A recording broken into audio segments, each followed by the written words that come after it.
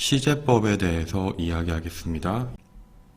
보통 우리는 한국어 교육에서는 시제를 이렇게 기억합니다. 과거, 현재, 미래.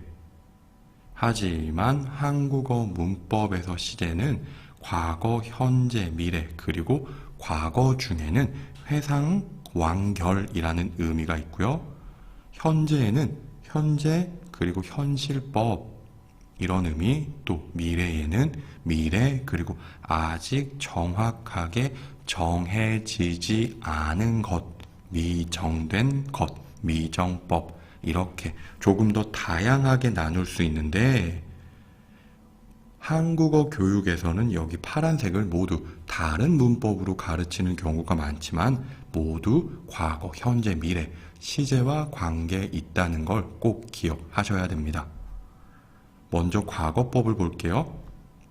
우리가 as어요, 어써요, 였어요는 가장 기본적인 거고요. 그 다음에 동사 은, 니은 이 형태로 단순한 과거, 어제 먹은 음식이 정말 맛있었다, 이렇게도 과거를 공부합니다.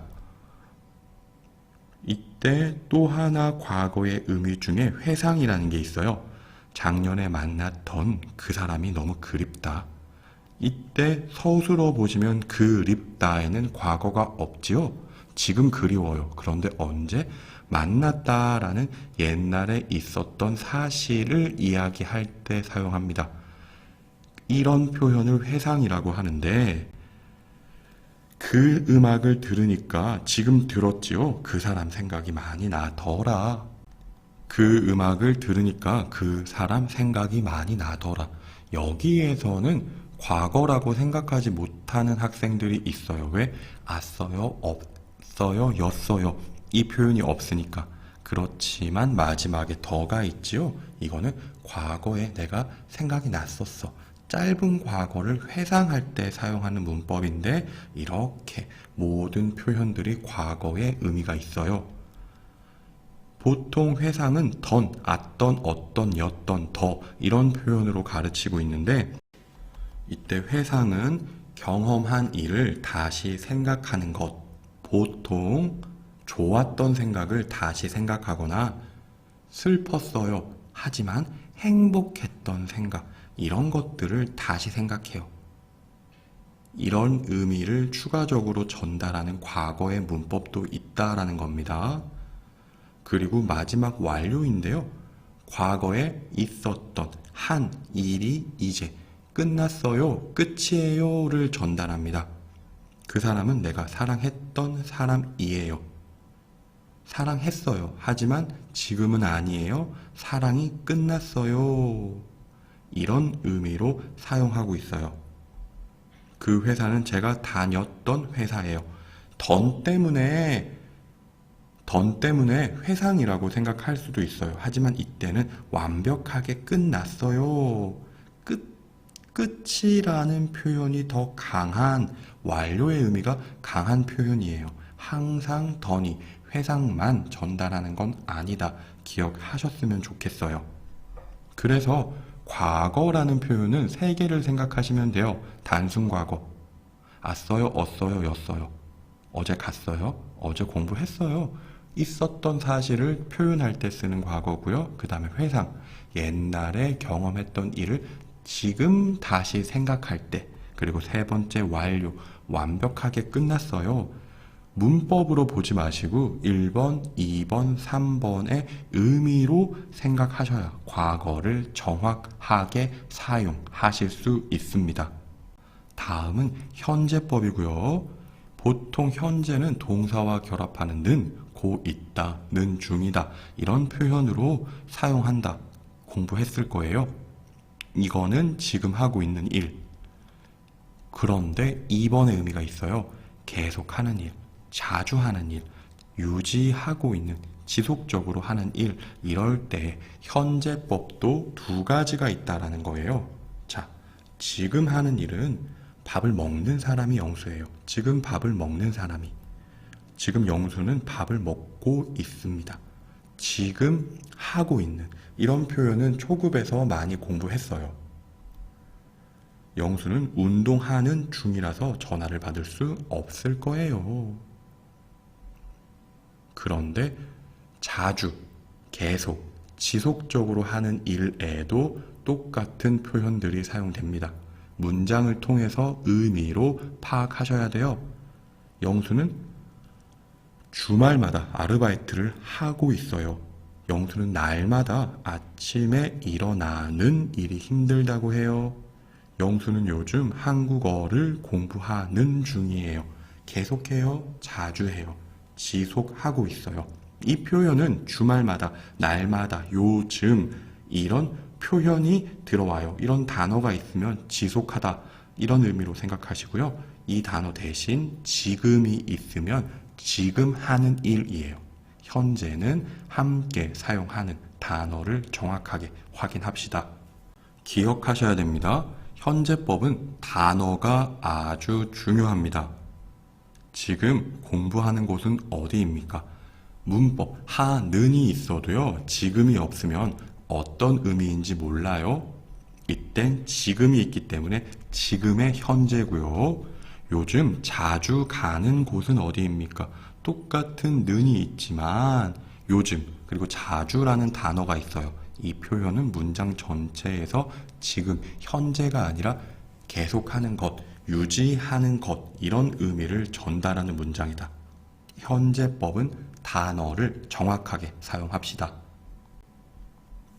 다음은 미래법이고요. 보통 겠어요, 을 거예요 이런 표현 을, 리을과 결합해서 많이 사용하지요. 현재처럼, 과거처럼 단순한 미래의 일을 표현할 때 쓰거나 2번 계획이나 약속처럼 아직 정확하지 않은 결과, 미정된 결과에도 사용할 수 있어요. 2번이 문제인데요. 단순 미래는 나는 내일 만날 사람이 있어요. 그냥 미래의 계획을 단순하게 설명하는 거예요. 나는 내일 소풍에서 먹을 음식을 만들어야 해요. 자, 다음 주에 갈 곳이 어디야? 이때 다음 주가 있기 때문에 미래라는 것 정확하게 이해하실 수 있지요? 문제는 다음 주에 가는 곳이 어디야? 이런 문장에 따라서 갈, 리을이 없어요. 는, 현재의 표현에 는이 있지만 다음 주라는 미래의 의미를 가진 단어가 있다면 이런 문장의 의미가 성립될 수 있다는 거예요. 함께 사용하는 단어도 미래에서는 아주 중요합니다. 문법만 쓰지 마시고요. 정확한 시간을 같이 미래의 의미를 가진 표현을 같이 사용해 주세요. 단순 미래가 아닌 미정법, 정해지지 않은 결과에 대한 표현이라고 하면 돼요. 첫 번째 의지. 나는 다음 주에 부산에 꼭 갈 거예요. 진짜 갈 거야. 나는 이번에 꼭 1등 할 거예요. 이럴 때. 이거는 미래의 시간은 아니에요. 내 마음이 꼭 이래요. 할 거예요. 2번 계획. 다음 주에 부산에 가려고 해요. 그런데 계획 중에 이런 계획도 있지요. 확실하지 않은 계획. 다음 주에 부산에 갈 것 같아요. 계획이지만 이번에 비해서 확실성이 떨어져요. 이런 걸 모두 미정법, 미래의 미정법이라고 하는데 문장에 따라서 의미 차이가 굉장히 많이 다양할 수 있다는 것 기억해 주시고요. 다양한 의미가 있어요. 과거는 과거뿐만이 아니라 완료의 의미도 있었고 회상의 의미도 있었지요. 현재는 단순한 현재 사실 그리고 계속하는 일.